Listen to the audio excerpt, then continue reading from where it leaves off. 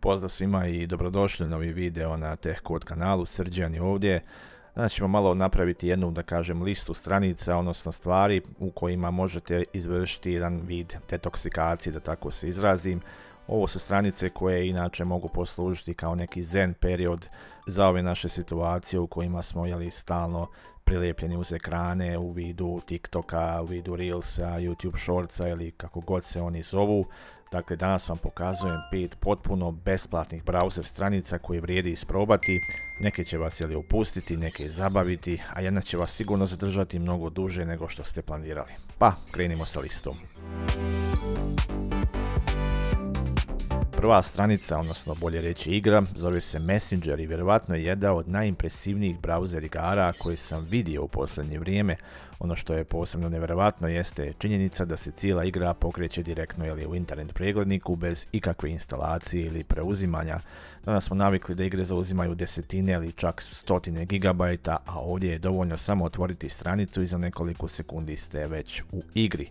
U Messengeru preuzimate ulogu simpatičnog poštara čiji je zadatak da dostavlja pisma i pakete stanovnicima jednog malenog planeta. Na prvi pogled djeluje kao veoma jednostavna igra, ali upravo u toj jednostavnosti se krije njena najveća čar. Dok obilazite planetu, poznajete različite likove, razgovarate sa njima i otkrivate njihove male priče. Cijeli svijet izgleda nevjerovatno šarmantno sa opuštajućom muzikom i atmosferom zbog koje jednostavno poželite nastaviti istraživati.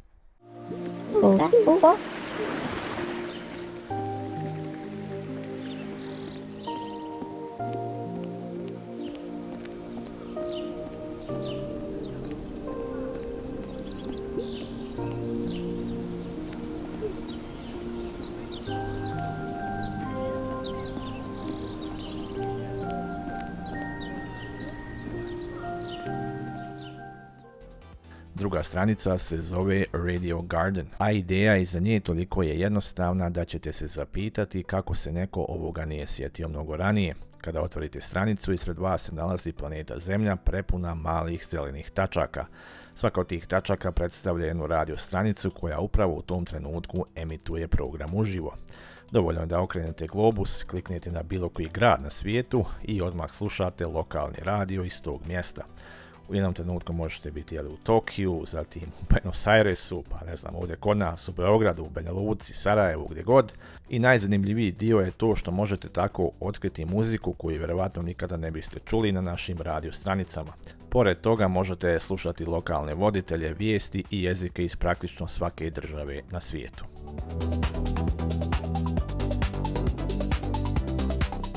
Treća stranica nosi naziv A Soft Murmur i namijenjena je svima koji vole raditi, učiti ili se jednostavno opustiti u zvukove iz prirode. Kada otvorite stranicu, dočekat će vas nekoliko ovih slajdera ili klizača, a svaki predstavlja jedan ambijentalni zvuk.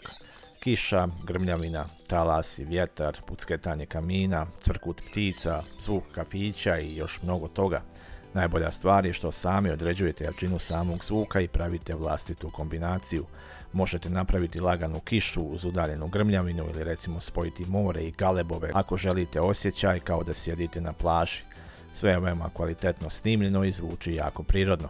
Mnogi ljudi, uključujući i mene, koriste ovakve stranice dok rade od kuće ili uči ili se jednostavno žele opustiti i zaspati. Također pomažu da se i lakše koncentrišete.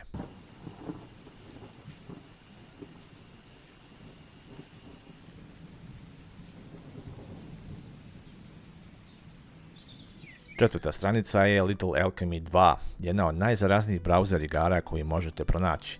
Na početku imate samo 4 osnovna elementa, vodu, vatru, zemlju i vazduh, to je sve. Međutim, kombinovanjem tih elemenata počinjete otkrivati potpuno nove stvari.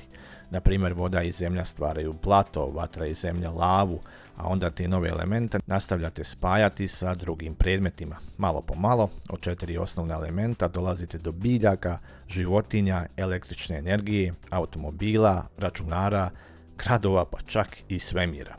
Ono što ovu igru čini toliko zabavnom jeste osjećaj stalnog otkrivanja. Svaki put pomislite da više nemate šta napraviti, a onda slučajno spojite dvije stvari i otključate nešto sasvim novo.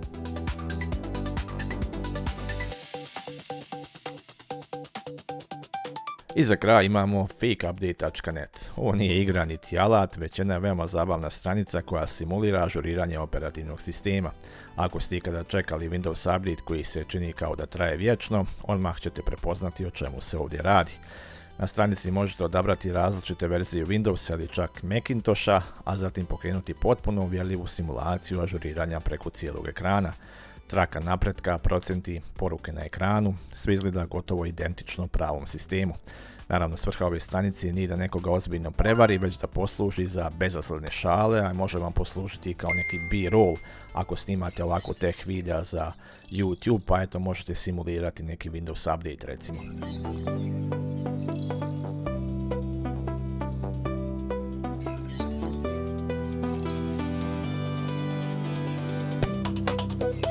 To bi ljudi bilo to.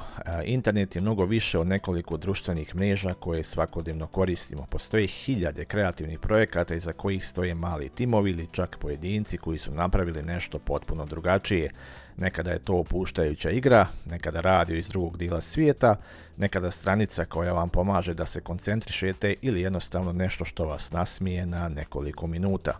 Ako vam se svidio ovaj tip videa, odnosno ovaj video, kao i svaki put do sada, lajkujte ga, pretplatite se na naš kanal za još ovakvih stvari, a mi ćemo se uskoro čuti sa novim vijestima i novostima iz svijeta tehnologije. Do tada, ostanite pozitivni i vidimo se.